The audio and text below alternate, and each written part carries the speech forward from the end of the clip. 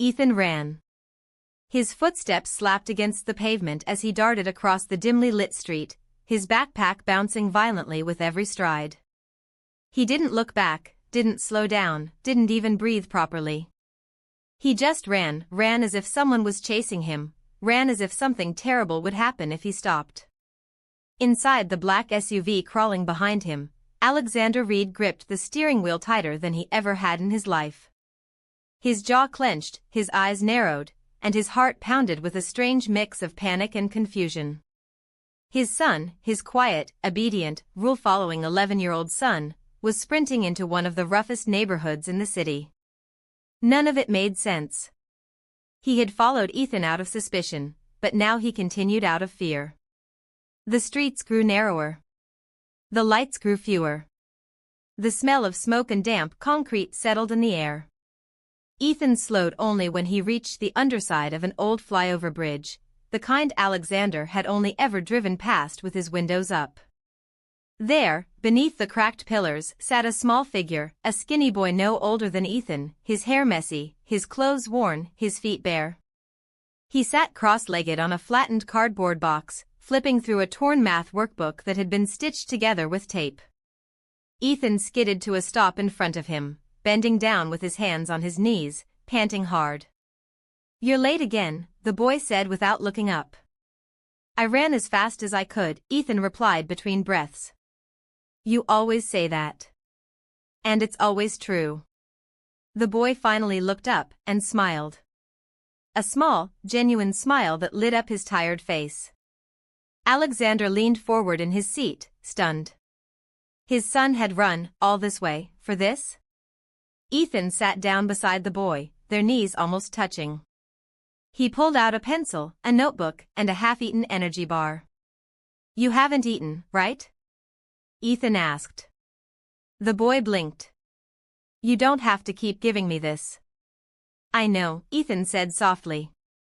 "But you saved me first." "What are we learning today?" Ethan asked eagerly. The boy pointed at the workbook.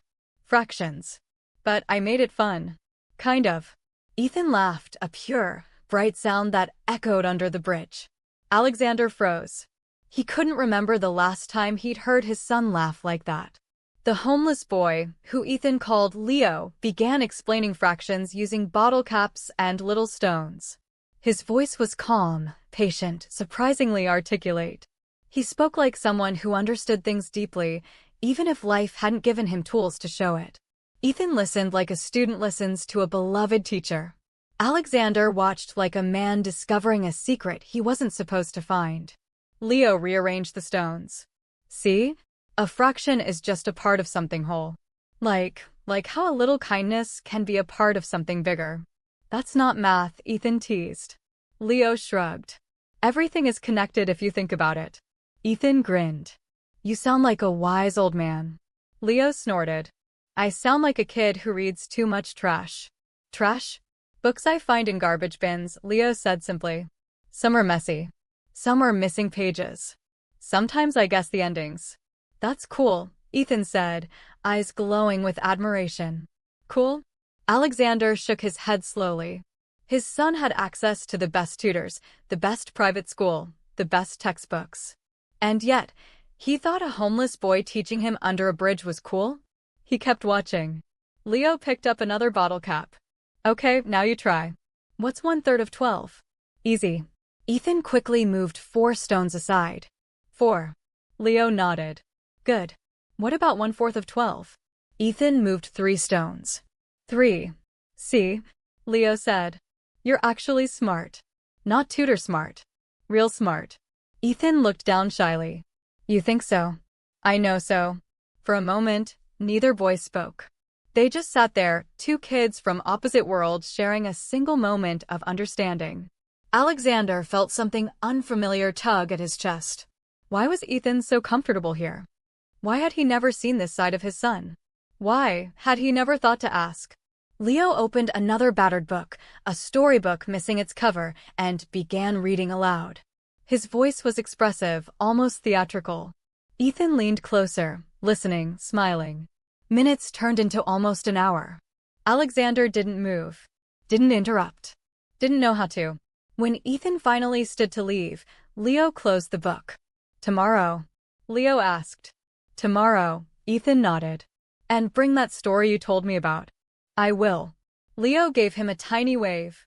Good night, Ethan. Good night, Leo. Ethan ran back the way he came, slower this time, humming softly. Alexander didn't start the car until his son had nearly reached the main road. His mind was racing, his emotions swirling. His son was learning under a bridge, with a homeless child. Laughing, talking, connecting. Something he never did at home. When Ethan slipped through the side gate of the mansion, Alexander parked the car silently and entered the house through a different door. He needed time to think, needed answers to questions he'd never thought he'd ask. Before going inside, he whispered to himself, "Who is that boy?" The next evening, Ethan disappeared again. Alexander didn't wait for staff to notify him this time. He followed immediately on foot. He wanted to see more. Needed to see more. Under the bridge, the boys met again. Laughing again. Studying again. But tonight, Alexander got closer, close enough to hear fragments. Ethan asked, "Why do you always help me?" Leo shrugged. "Because you needed it." "How did you know?" "You looked lost." "I know that look." Ethan's voice trembled. "I'm not lost anymore. Not when I'm here." Alexander stepped back slowly, stunned. Lost? His son? Leo began teaching again, using broken crayons to draw diagrams in a torn notebook. "The world is big," Leo said. "But people can be small. Or big. Not by size, but by heart." Ethan asked, "Which one am I?" Leo tapped his chest gently. "Bigger than you think." The conversation lingered in Alexander's mind long after he left. He barely slept that night. And he made a decision. Tomorrow, he would talk to Ethan. And he would talk to Leo. Because now the billionaire needed answers. The following afternoon, Ethan rushed through his homework faster than usual. The maids noticed. The butler noticed. Even the security guard at the gate noticed the way Ethan nervously bounced on his toes, waiting for the right moment to slip out again. What Ethan didn't know was that his father was already outside, leaning against his car, sleeves rolled up, watching the side gate quietly. When Ethan finally sneaked out, Alexander followed him at a distance, but this time, his footsteps were slower, heavier. There was no confusion anymore. Only a strange tightness in his chest that he couldn't quite name. He had intended to confront Ethan. That was the original plan. But when he reached the bridge and saw Ethan running up to Leo with a smile so genuine it could have lit the whole place, Alexander's plans scattered like dust. Leo greeted Ethan with a cheerful, "You're early." "Had nothing else to do," Ethan said playfully. "You mean you ran out before anyone stopped you again?" Ethan laughed. "You know me too well." "I should. I'm your teacher," Leo said proudly. That word, teacher, hit Alexander like a slap. He had paid for the best tutor's money could buy, yet his son's true teacher was a barefoot child living under concrete pillars. Ethan pulled out a plastic bag. "I've brought sandwiches today." Leo's eyes widened, but he quickly looked away. "Ethan, you don't need to keep bringing food." "I know," Ethan said, "but I want to." "You shouldn't waste your money on me." "It's not my money." "Exactly," Leo said. "So you shouldn't take risks." Ethan's smile faded, and he lowered his voice. "Leo, it's the only time I feel brave." Leo blinked slowly. "Why?" Ethan hesitated. "Because you treat me like I matter." "You matter a lot." "Not to my dad," Ethan whispered bitterly. Alexander's spine stiffened. He moved instinctively, ready to step out and reveal himself. But Leo spoke first. "You don't know that." "I do," Ethan said. "He never talks to me unless it's about grades or school or some business thing I don't care about."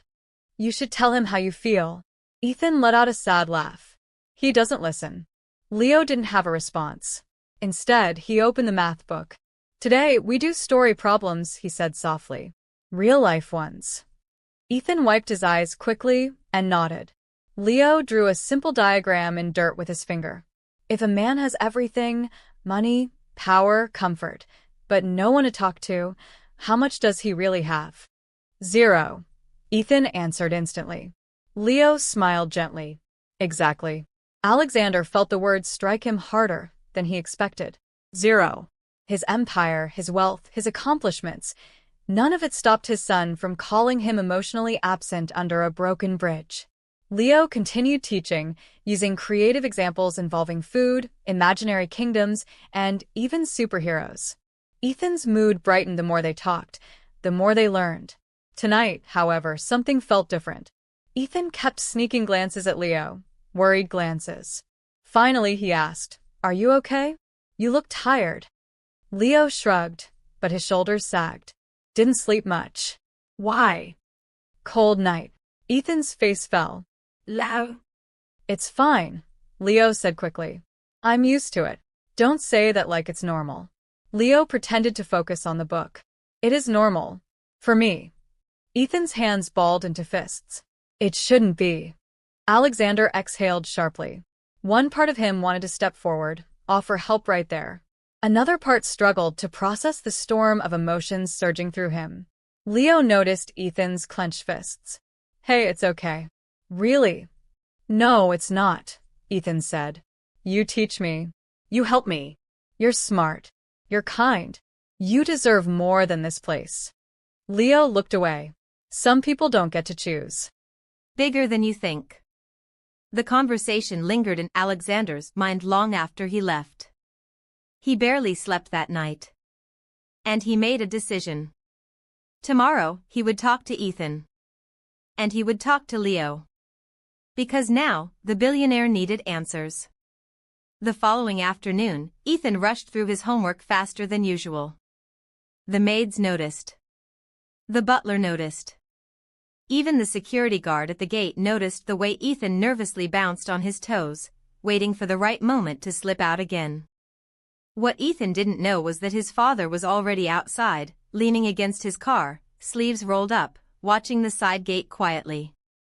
When Ethan finally sneaked out, Alexander followed him at a distance, but this time, his footsteps were slower, heavier. There was no confusion anymore. Only a strange tightness in his chest that he couldn't quite name. He had intended to confront Ethan. That was the original plan. But when he reached the bridge and saw Ethan running up to Leo with a smile so genuine it could have lit the whole place, Alexander's plans scattered like dust. Leo greeted Ethan with a cheerful, "You're early." Had nothing else to do, Ethan said playfully. You mean you ran out before anyone stopped you again? Ethan laughed. You know me too well. I should. I'm your teacher, Leo said proudly. That word teacher hit Alexander like a slap. He had paid for the best tutors money could buy, yet his son's true teacher was a barefoot child living under concrete pillars. Ethan pulled out a plastic bag. I brought sandwiches today. Leo's eyes widened, but he quickly looked away. Ethan, you don't need to keep bringing food. I know, Ethan said, but I want to. You shouldn't waste your money on me. It's not my money. Exactly, Leo said. So you shouldn't take risks. Ethan's smile faded, and he lowered his voice. Leo, it's the only time I feel brave. Leo blinked slowly. Why? Ethan hesitated. Because you treat me like I matter. A quiet, fragile silence filled the space. Alexander's breath caught in his throat. Leo placed a hand on Ethan's shoulder.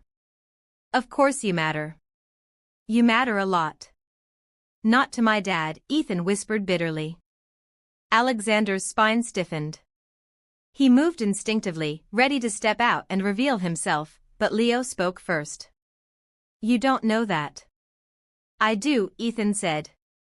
He never talks to me unless it's about grades or school or some business thing I don't care about. You should tell him how you feel.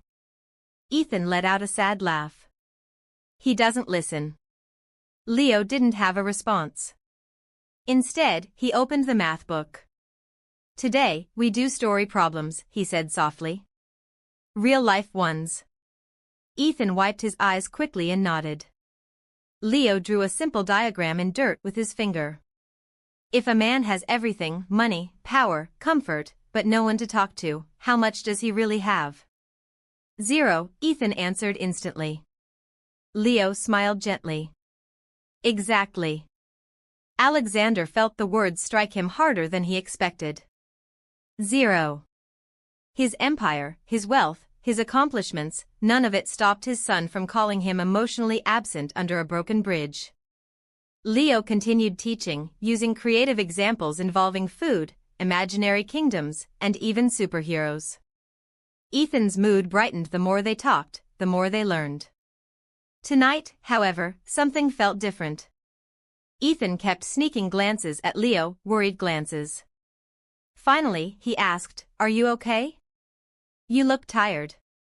Leo shrugged, but his shoulders sagged. "Didn't sleep much." "Why?" "Cold night." Ethan's face fell. "Leo." "It's fine," Leo said quickly. "I'm used to it." "Don't say that like it's normal." Leo pretended to focus on the book. "It is normal. For me." Ethan's hands balled into fists. "It shouldn't be." Alexander exhaled sharply. One part of him wanted to step forward, offer help right there. Another part struggled to process the storm of emotions surging through him. Leo noticed Ethan's clenched fists. "Hey, it's okay." "Really?" "No, it's not," Ethan said. "You teach me. You help me. You're smart. You're kind. You deserve more than this place." Leo looked away. "Some people don't get to choose." "You should get to," Ethan insisted. Leo smiled weakly. "Thanks, Ethan. You're a good friend." Hearing the word friend made Ethan straighten with pride. "And you're mine," Ethan replied. Alexander feared his heart might actually crack. Leo rubbed his arms, trying to warm himself. "Anyway, let's do the next problem." But Ethan shook his head. "No. We're not studying until you eat properly." He reached into the bag and pulled out a sandwich, placing it in Leo's hands. Leo hesitated. "Ethan? Don't argue." A small laugh escaped Leo. "Bossy." "Hungry," Ethan corrected with a grin. Leo took a bite, and for the first time, Alexander saw something new. Leo relaxed. His shoulders dropped, his breathing steadied, and he ate with the relief of someone who hadn't had a proper meal in too long. When Leo finished the sandwich, Ethan whispered, "Promise me something." "What?" "When I become a grown-up, I'm going to help you." Leo blinked rapidly. "Why?" "You won't even remember me." "I will," Ethan said with absolute certainty. "You'll have a big life, Ethan. So? You're part of it." Leo swallowed hard. "Don't make promises like that." "I'm keeping this one." The wind blew gently across the open space, carrying their soft voices toward the watching billionaire. Leo playfully flicked Ethan's forehead. "Enough drama. Solve this problem." Ethan groaned. "Fine.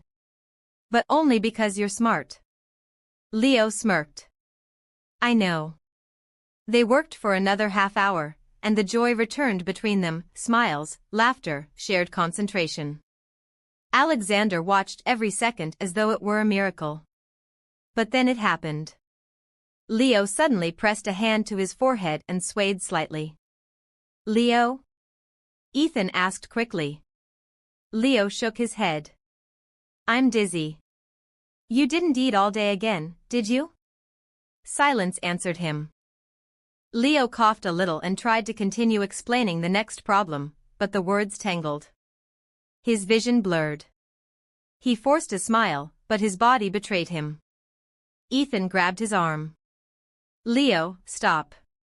You're not okay." "I'm fine," Leo mumbled, blinking slowly. "No, you're not. Your skin is hot.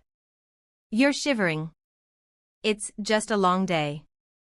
Ethan stood, panic rising. "I'm taking you to a doctor." Leo shook his head firmly. No hospital.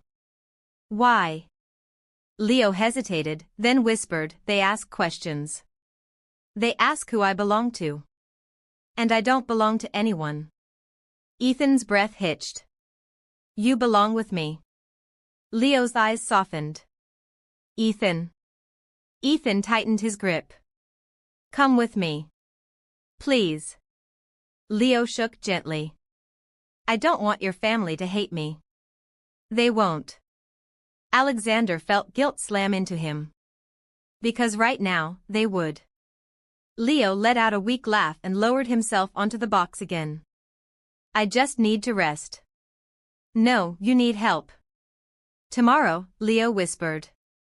Tomorrow I'll feel better. But Ethan saw the tremble in his hands, the paleness of his lips, the exhaustion in his eyes.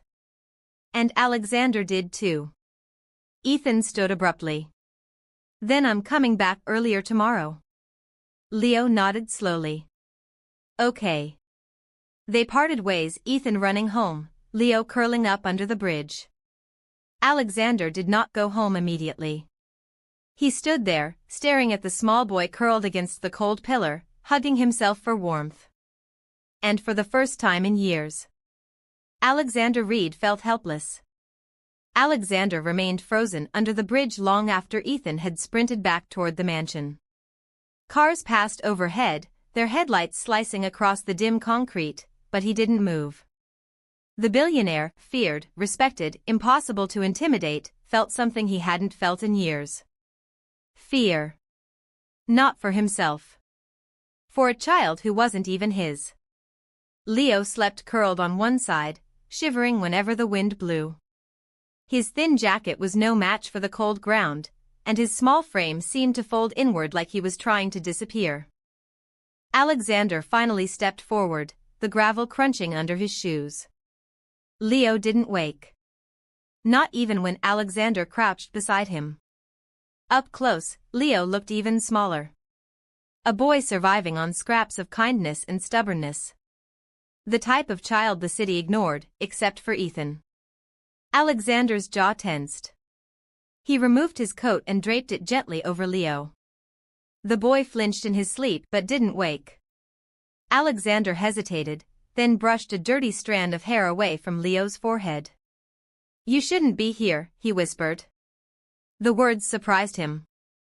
They came out soft. Almost fatherly. He stood up before he could change his mind. He had meetings the next morning, a schedule packed with investors and acquisitions, but he already knew he wouldn't be attending. For the first time in years, business wasn't the most important thing. The next day, Ethan rushed through breakfast, grabbing a banana as he ran for the door. Master Ethan, your father requests you wait, the butler called out. But Ethan was already out the door. He sprinted toward the bridge, heart pounding. He didn't care if the guards chased him this time. Leo needed him. When he reached the bridge, he saw Leo sitting up, wrapped in a familiar coat, the same one his father wore the day before. Ethan skidded to a stop. Leo? Where did you get that? Leo blinked. Your dad? What? Ethan nearly jumped back. You saw him? What happened? What did he say? Did he yell? Did he kick you out? Leo held up both hands, overwhelmed. Ethan, relax. He didn't say anything. Ethan paused. Nothing at all? He just put the coat on me. I woke up and he was gone. Ethan's mouth hung open. What? My dad? Are we talking about the same man? Leo smiled weakly. Maybe he isn't as scary as you think. Ethan folded his arms. Trust me, he is. Leo laughed, but before he could respond, his smile faltered and he coughed, harder than yesterday. The sound echoed under the bridge. Ethan immediately knelt beside him. Leo, you're worse. It's just a cough, Leo insisted. Stop acting strong, Ethan snapped. Leo went quiet. Ethan lowered his voice. Please, please let me take you to the mansion. Leo shook his head. I can't. Your dad gave you his coat, Ethan said. He's not going to throw you out. Leo hesitated. I don't want to cause trouble. You won't. Before Leo could protest again, footsteps approached. Heavy, steady, confident. Both boys froze. Alexander Raid stepped into view. Leo stiffened. Ethan's heart dropped into his stomach. The billionaire looked at the two boys, one sick and pale, the other crouched protectively beside him. Alexander spoke first. Ethan, he said quietly, go stand over there. Ethan's eyes widened. Dad. That wasn't a request. Ethan swallowed, panic rising. Please, don't be mad at Leo. Alexander's expression didn't change. I said go. Ethan looked at Leo helplessly before stepping back several feet. Alexander then crouched slowly in front of Leo. Leo tried to stand, but his legs wobbled. Sit, Alexander said, voice deep but not unkind. Leo sank back down. Alexander studied him. Not as a problem. Not as a street kid. But as a person. What's your full name? Alexander asked. Leo, the boy whispered. Leo Carter. Where are your parents? Leo hesitated. Gone. How long have you been living here? A while. Why aren't you in a shelter? They separate kids. And I didn't want to get taken somewhere far. I have to stay near the library. They let me read.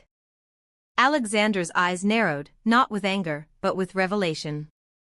You're the one who keeps borrowing books and returning them late. Leo's face turned red. Sorry. I don't always finish fast. That isn't what bothers me, Alexander said. What bothers me is that you're out here alone. Leo bit his lip. I'm okay. No, Alexander said. You're not. Leo didn't respond. Alexander reached out and touched Leo's forehead lightly. The boy tilted his head away, but the heat of his skin was unmistakable. You have a fever. It's nothing, Leo whispered. Alexander exhaled sharply. Everything with you is nothing. Leo lowered his gaze. People don't care about kids like me. Alexander froze at that. Ethan, watching from a distance, felt his throat tighten. Alexander spoke slowly. Look at me, Leo. Leo looked up reluctantly. I care, Alexander said. Leo's eyes glistened with disbelief. He opened his mouth to respond, but a sudden coughing fit tore through him. Violent, painful. Alexander immediately grabbed his shoulders to steady him. Ethan couldn't stand still anymore. He ran forward. Dad, do something. Alexander didn't snap at him. He didn't tell him to step back. He didn't distance himself the way he usually did. Instead, he looked his son in the eye. We're taking him home. Leo panicked. No, wait. Alexander didn't give him a chance to object. He scooped the boy into his arms as though he weighed nothing. Leo instinctively grabbed onto Alexander's shirt, trembling. I don't belong there, Leo whispered. Alexander tightened his grip. You do now. Ethan walked beside them, eyes wide with relief. They headed back toward the mansion, Alexander carrying a homeless boy who had slept under a bridge the night before. People on the sidewalk stopped and stared. Cars slowed. A jogger dropped her water bottle. But Alexander didn't care. His focus was fixed on the child in his arms and the son beside him. When they reached the mansion gates, the guards nearly stumbled in confusion.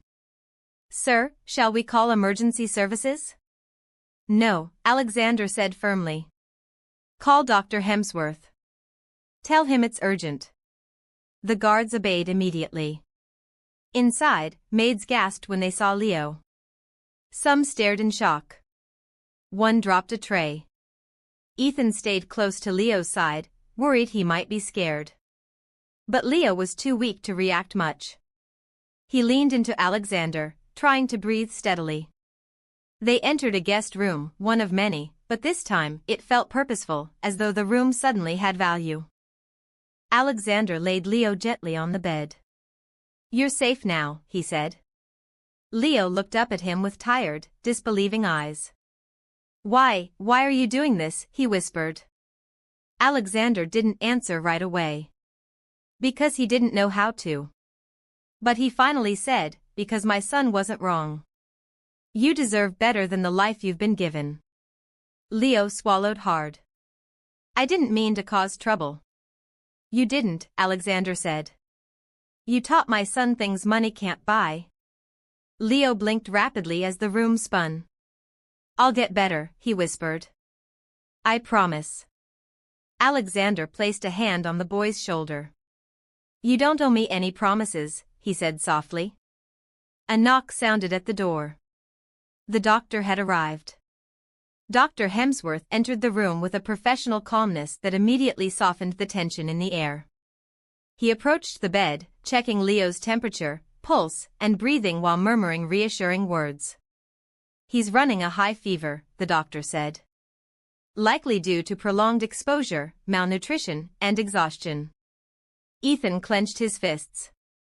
Alexander's jaw tightened. "Is he going to be okay?" Ethan asked anxiously. "With proper care, rest, and nutrition, yes," the doctor said.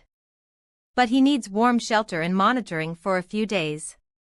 "He'll have both," Alexander said instantly. Leo, half-conscious, whispered, "I can't stay. I don't want to be a burden." Alexander leaned forward. "Leo, look at me." Leo's eyes flickered open. "You are not a burden," Alexander said firmly. "You're a child who needs help.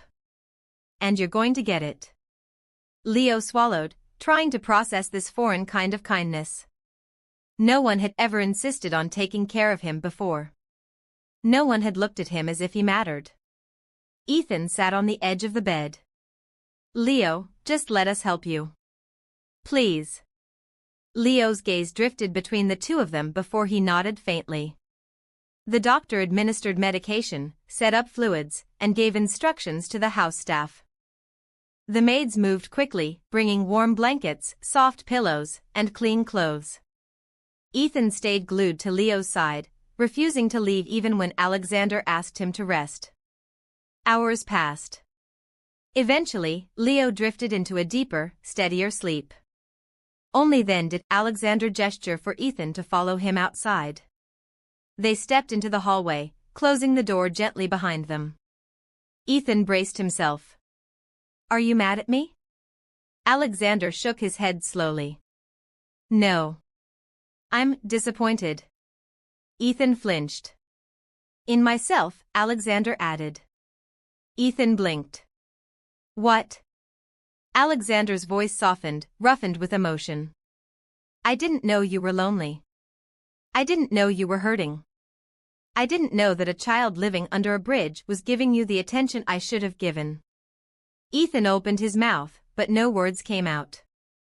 Alexander continued, voice trembling slightly. "I may be a billionaire, but I failed at being the one thing only I could be, your father." Ethan's eyes filled instantly. "Dad." Alexander swallowed hard. "I'm going to do better. Starting now." Ethan threw his arms around him. Alexander hesitated only a moment before hugging him tightly, the first genuine embrace they'd shared in years. After a long moment, Ethan whispered, "Can Leo stay? At least until he gets better?" Alexander pulled back and looked him in the eye. "He'll stay as long as it takes." Ethan smiled through tears, relief washing over him. They returned to Leo's room to check on him one last time before nightfall. Leo lay peacefully, Alexander's coat draped over him like a promise. Ethan sat beside him again and kept watch until he fell asleep in the chair. The next morning, Leo slowly opened his eyes. Warm sunlight filtered through the curtains. For a moment, he forgot where he was. He pushed himself up and looked around, confused by the soft bed, the fresh sheets, the quiet hum of the room. Then the door opened. Ethan walked in holding a tray with soup and juice, trying not to spill anything. "You're awake." Leo rubbed his eyes. "Where am I?" "At my house," Ethan said proudly. "You're safe." Leo leaned back against the pillows. "I thought. I dreamed everything." "It wasn't a dream," Alexander said, appearing behind Ethan. Leo stiffened instantly. Alexander approached at a gentle pace. "How do you feel?" Leo hesitated. "Warm. And weird." "Weird how?"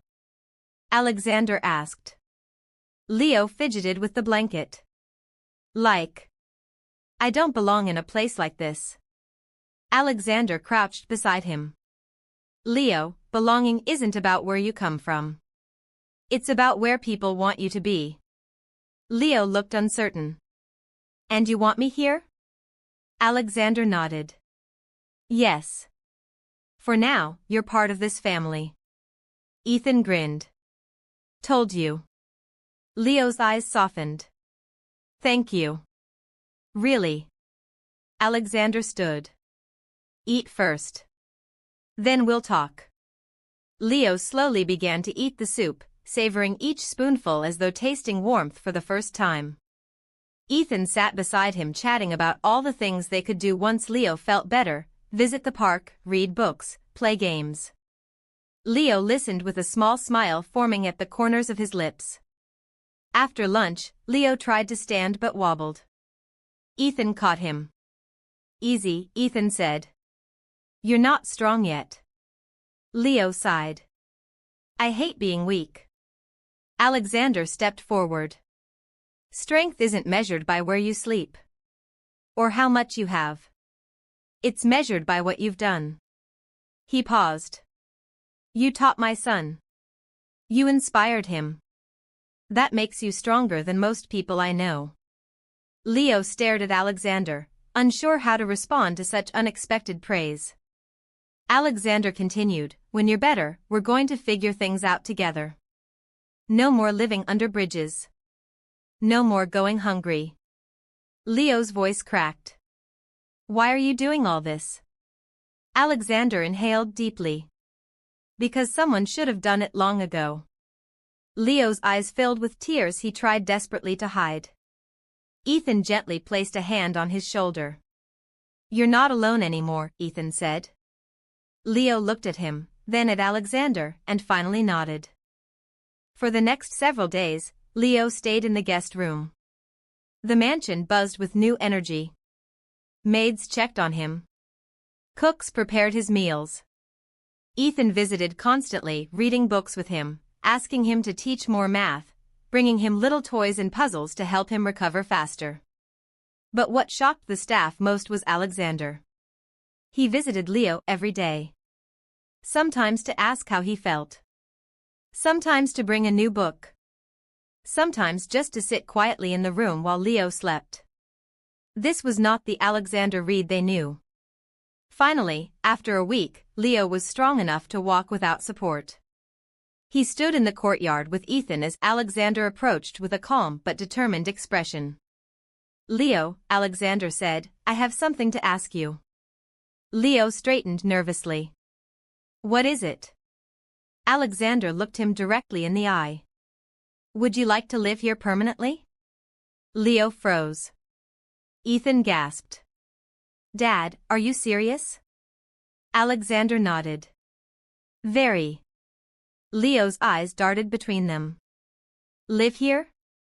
I don't understand." Alexander went down to one knee so they were eye level. "You need a home. A real home. A safe place. And I want to give you that opportunity. If you want it." Leo's breath stuttered. "You mean, you want to adopt me?" "If you'll have us," Alexander said. Leo's lips trembled. He covered his face with both hands as sobs slipped out, raw, shaking, uncontrollable. Ethan hugged him fiercely. Say yes. Please. Leo tried to speak, but emotion strangled his voice. He finally lowered his hands and whispered, yes. I want that. I want a family. Alexander pulled him into a gentle but firm embrace. Then you have one. Leo cried into his shoulder as Ethan hugged them both, laughter and tears mixing in the air. Months later, the story spread through the city. The billionaire who adopted a homeless boy. The child who taught kindness to the wealthy. The bridge that became a symbol of second chances. Reporters covered it. Newspapers wrote about it. But Alexander didn't care about the publicity. He cared about breakfast conversations where Leo joked with Ethan. He cared about tutoring sessions in a warm home instead of under a freezing bridge. He cared about the two boys who were now brothers, inseparable in ways he never expected. And most of all, he cared about becoming a father, not just in name, but in action. Ethan smiled more. Leo grew stronger. And Alexander changed in ways he never thought possible. When Leo turned to Alexander one evening and whispered, "Thank you for seeing me," Alexander responded gently. "I didn't see you at first, Leo. But my son did. And he saved us both." If you enjoyed this story, don't forget to like the video, subscribe to StoryNest Studios, and share your thoughts in the comments section below. Your support helps bring more powerful stories to life.